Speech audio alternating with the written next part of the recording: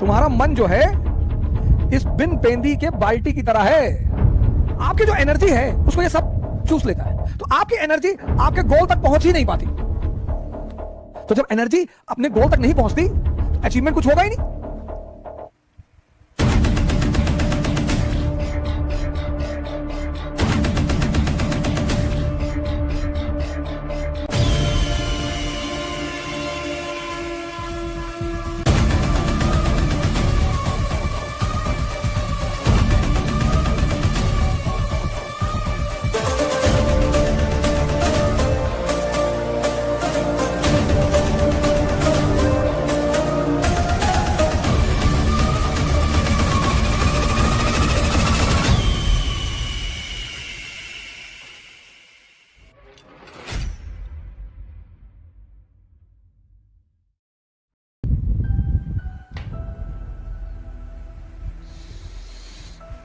हसन बसरी के पास बगदाद का खलीफा पहुंचा।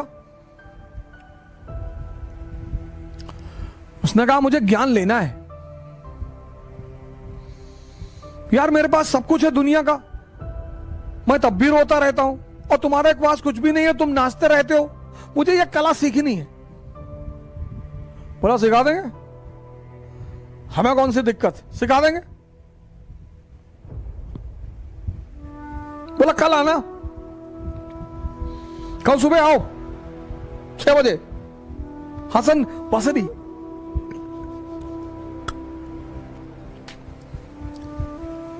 खलीफा आया दूसरे दिन सुबह। तो बसरी ने कहा देखो एक शर्त है, पहली शर्त कि जो भी मैं तुमसे कहूंगा वो तुम करोगे, क्रॉस क्वेश्चन नहीं करोगे, और अगर तुम समझ गए तो तुम मेरी वाली अवस्था में आ जाओगे। और उसने कहा ठीक है बताओ क्या करना है। तो खलीफा को ले गया एक कुएं पे, वहां एक बाल्टी रखी थी, बाल्टी का नीचे जो था बेस वो था ही नहीं।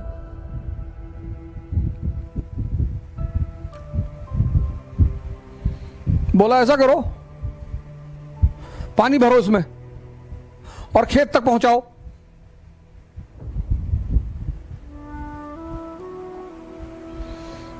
बसरी ने खलीफा से कहा कि ये जो बाल्टी है इसमें पानी भरो और खेत तक पहुंचाओ, नहर में डालो और खेत तक पानी पहुंचे।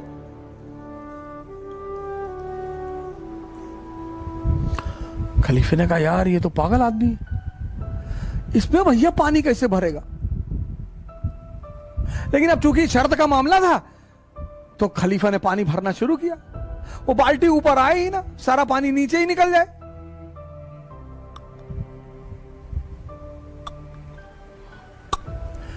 तो आधे घंटे बाद खलीफा का धैर्य टूट गया।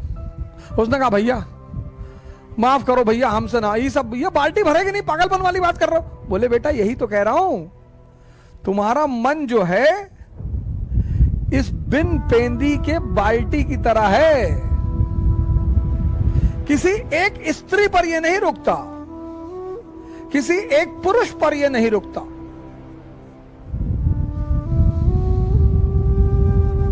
इसका मन जब बस चले तो पूरे दुनिया की स्त्रियों से विवाह कर ले, लेकिन डरता है कि पीटेंगे लोग, तो बड़ी आदर्शमयी बातें करता है।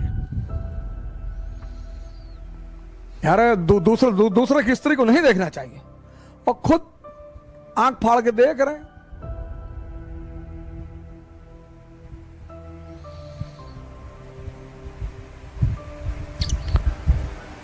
अरे भैया हम पैसे के पीछे नहीं भागते, तुम भाग भी नहीं पाओगे ना। पैसे और स्त्री के पीछे भागना एक ताकतवर आदमी का काम है। तुम अपने पीछे तो भाग ही नहीं पाते, उसके पीछे कैसे भागोगे। तो आपकी जो एनर्जी है उसको ये सब चूस लेता है, तो आपकी एनर्जी आपके गोल तक पहुंच ही नहीं पाती।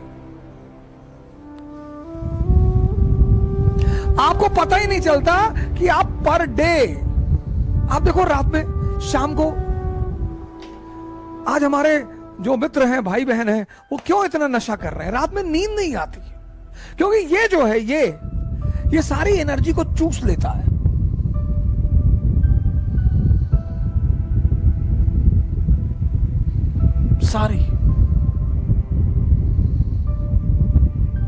एनर्जी को जहां जाना है वो पहुंचती ही नहीं। तो जब एनर्जी अपने गोल तक नहीं पहुंचती तो अचीवमेंट कुछ होगा ही नहीं।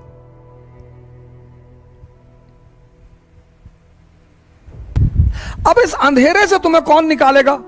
गुरु।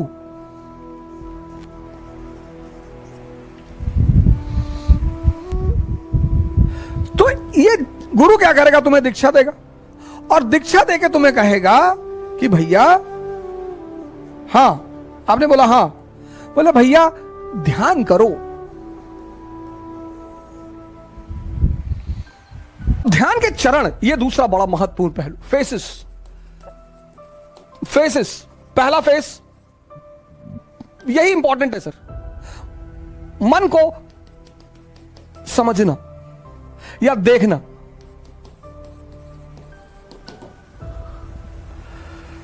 यह पहला बड़ा इंपॉर्टेंट फेस है कि आप देख लें। आपने अलार्म लगाया सुबह 4 बजे का, और शाम को आप एकदम ताव में हैं कि बस कल 4 बजे कुछ भी हो जाए, खत्म सारी नाटकबाजी। और रात में आप एकदम ताव में हैं कि कुछ नहीं, कल चाहे जान देना पड़े लेकिन सुबह उठना है। अलार्म लगाया आपने, सुबह 4 बजे अलार्म बजा। अब आपके इस मन ने ये नहीं कहा कि नहीं उठना है ना, ये तो ये कहेगा ही नहीं। ये इसकी खूबसूरती है सर, ये नहीं कहता ही नहीं। ये आपसे पता क्या कहेगा कि 5 मिनट यार, 5 मिनट में कुछ बिगड़ता है? आपको भी लगता है कि हाँ यार 5 मिनट में क्या, 4 बज रहा, 4-5 पे उठ जाएंगे सर। आप इसकी चालाकियां समझो सर। और आपने आंख बंद कर ली, और जैसे ही आपने आंख बंद की, अगली बार जो आपकी नींद खुली तो 8:30 सुबह बज रहे थे। मजा तब आएगा सर, तभी आपको जलील करेगा कि देखो तुम उठ ही नहीं पा रहे हो, तुमसे कुछ। और पूरा दिन आपका भारी रहेगा, आपको पता नहीं चलेगा, क्योंकि ये जलील कर रहा है ना अंदर से। आप उखड़े हुए हैं, पूरे दिन पढ़ाई नहीं हो पा रही। अब अगर वहीं पर ही आपसे कहते कि चलो यार आज कोई बात नहीं, कल कर लेंगे, ना, जलील करेगा ये आपको। पूरा दिन आप डिस्टर्ब रहेंगे। ये बार बार कहता रहेगा 4 बजे उठ ही नहीं पाए, 4 बजे उठ लिए होते तो 5 घंटा पढ़ लिए होते। अरे तो भैया 8:30 बजे से 5 घंटे पढ़ लो, वो करने ही नहीं देगा वो। ये इसकी चालाकियां हैं। इसकी जो चालाकियां हैं सर, उनको देखना बहुत बड़ी बात है। मन को समझना बहुत, यही इसीलिए हिंदुस्तान में एक शब्द है दर्शन। फिलॉसफी के लिए जो हमने वर्ड बनाया है वो है दर्शन, देखकर। Learning by seeing. Western philosophy love for knowledge, उनकी डेफिनेशन अलग है।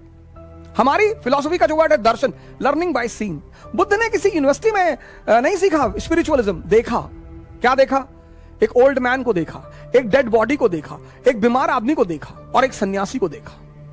वहां से क्यूरियोसिटी पैदा हुई। हमारी तो एजुकेशन पॉलिसी ने हमारी क्यूरियोसिटी को तो मार ही डाला। दर्शन। अगर आप मन की इन छोटी छोटी चालाकियों को पकड़ने लगे सर, छोटी छोटी,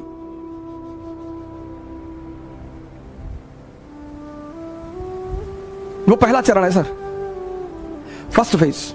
और एग्जाम्पल देगा कि अभी 21 साल उम्र है, अभी तो हम पापा भी कह रहे थे अभी कोई ज्यादा जरूरी नहीं है, अभी तो 21 ईयर एज है, अगली बार दे लेंगे। इसके टालने की आदत है सर। ये जो पहला फेस है इसका, वो बड़ा क्रूशियल है, क्योंकि उस माइनोट चीजों को पकड़ना, आप उनके प्रभाव में आ जाएंगे सर। वो 30 साल पुराना मन है, याद रखिएगा, और आप एकदम नए हैं। ये पहला फेस होता है सर। हर अच्छी चीज को कल पे टाल देगा, हर। आप ट्राई करके देख लो। योगा करना है कल से, कल सुबह उठेंगे, ये नहीं 11 बजे उठे तो चलो 11 बजे ही करेंगे, 12 बजे उठे 12 बजे करेंगे, 1 बजे उठे 1 बजे करेंगे। नहीं, तुरंत कह देता अब तो 1 बज गया, दोपहर हो गया, दोपहर में ऑक्सीजन लेवल कम होता है, साइंस कहती है, तो चलो कोई बात नहीं, अब कल से कर लेंगे। ये मना तो करेगा नहीं सर। इसकी सबसे प्यारी बात है, ये किसी भी काम को मना नहीं कर, आपकी किसी बात को मना नहीं करेगा, पर करने भी नहीं देगा। सबसे मजेदार बात, आपकी किसी बात को मना नहीं करेगा, पर सर ये करने नहीं देगा। यही इसकी ब्यूटी है सर। और वो जब आप पकड़ लेते हैं, बस पहले चरण आपका पूरा हो जाता है। जहां आपने उस बात को पकड़ा कि अरे यार ये तो 15 दिन से मुझे सुबह उठने ही नहीं दे रहा, और सर ये रिपीट करेगा। दूसरे दिन शाम को भी आप कहेंगे कि कल तो उठना ही है, हाँ कहेगा बिल्कुल एकदम उठना है, और 3:50 पे उठना है। फिर सुबह वही नाटक कर देगा। ये पहला चरण है, बड़ा क्रूशियल चरण है, बड़ा प्यारा चरण है सर। इसकी चालाकियों को पकड़ना सर। अब दूसरा चरण बड़ा इंपॉर्टेंट फेस है सर। ये इंपॉर्टेंट है, ये और इंपॉर्टेंट है सर। ये फेस तो बहुत लोगों को तो समझ में नहीं आता, खुद ही से जान ही नहीं पाते लड़ाई किससे हो रही है। उस फ्रस्ट्रेशन को वो दूसरे के ऊपर उतारते हैं। सर इस दुनिया में हर आदमी अचीवमेंट चाहता है सर, आइडेंटिटी चाहता है हर आदमी, लेकिन जब वो अपनी ऊर्जा को लगा नहीं पाता तो फ्रस्ट्रेशन आती है, डिप्रेशन आता है।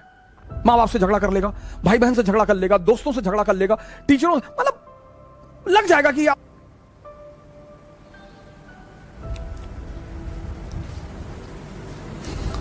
दूसरा फेस। अब मन क्या है, कहां है, यह किसी को नहीं पता सर। जब आप आंख बंद करते हैं ना, थॉट आती है, कहां से यह किसी को नहीं पता सर। हमको लगता है यहीं कहीं से आ रही है, पर स्पेसिफिकली कहां से, जैसे लीवर से क्या निकल रहा है हमें पता है, किडनी से क्या हो रहा है हमें पता है, हार्ट से क्या हो रहा है हमें पता है, लेकिन विचार कहां से आ रहे हैं।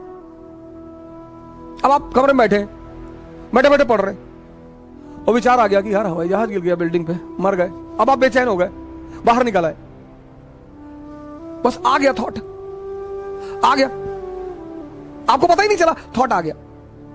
ये मन कहां है ये नहीं पता। तो जब पता ही नहीं कहां है तो उस पर वर्क कैसे करेंगे, ये बहुत बड़ा challenge. When you don't know what is mind and where is mind and from where thoughts are coming, how you will work on it. ये दूसरी बहुत बड़ी समस्या साधकों के सामने, पता ही नहीं विचार कहां से आ रहे हैं, बस आते हैं, बस आते हैं। और बहुत बड़ी बात, सब बहुत बड़ी बात, मन के कुछ अगर आप पहलू देखें माइंड के, एक तो पता नहीं विचार कहां से आते हैं, और विचार ऐसे आएंगे जैसे आपसे मैंने 1000 रुपए ले रखा है, आप मुझे फोन मिला रहे हैं, मैं नहीं उठा रहा हूं, तो ये विचार नहीं आएगा कि बेचारे का फोन खो गया होगा ना, विचार ये आएगा कि देखो पैसा लिए फोन नहीं उठा रहा है। विचार ये भी तो आ सकता है कि बेचारे का फोन खो गया होगा, कोई बात नहीं, 2 बार के बाद नहीं मिलाएंगे। और अगर ये आ जाए, दोनों विचार हैं, मैं आपका 1000 रुपए लिया हूं, आप मुझे फोन कर रहे हैं और मैं नहीं उठा रहा हूं, तो अब 2 विचार आ सकते हैं, एक कि बेचारे का फोन खो गया होगा। अब अगर विचार ये आ जाए तो आप रिलैक्स रहेंगे, लेकिन अगर विचार ये आ गया कि देखो पैसा लिए जानबूझ के नहीं उठा रहा है, तो आप फ्रस्ट्रेट हो जाएंगे। दोनों विचार, एक विचार आपको शांति दे रहा है और दूसरा विचार आपको अशांति दे रहा है, और ये हर केस में होगा सर, हर जगह होगा, हर जगह लाइफ के हर फेस में ये 2 विचार उठेंगे। अब आप अगर ध्यानी हैं तो आप पॉजिटिव विचार पकड़ेंगे। ये ध्यान का सबसे बड़ा रोल है सर।